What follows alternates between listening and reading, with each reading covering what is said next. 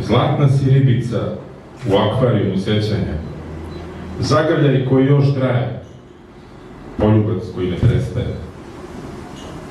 Samo da znaš, da voleh te, da sam sličice o tebi ređao sa strašću mališana koji sakuplja album od krajičaka tvojih pogleda.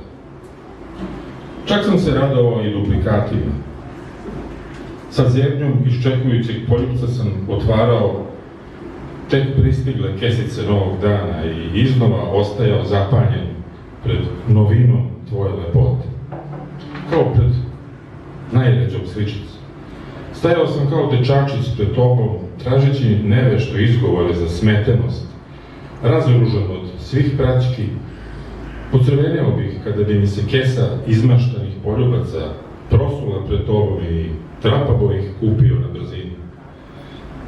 Pred streljačkim strojem tvojih svirepo nežnih očiju, retko kad bih preživeo. Posle bih se sakupljao i dozivao po svim uglovima sebe.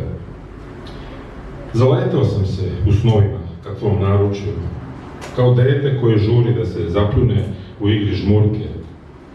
Tvoje reči su bile najavljivači vetra na sparnom danu, zvončići na božićnoj jelci. Godovi misli o tebi širili su se i izdanci su već postali grane.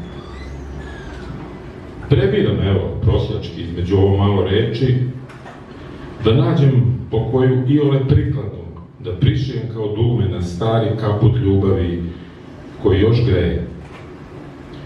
Žudeo sam da imam dom u očima koje me vole, a ostao sam razapet između jedne i druge zenice tvoje.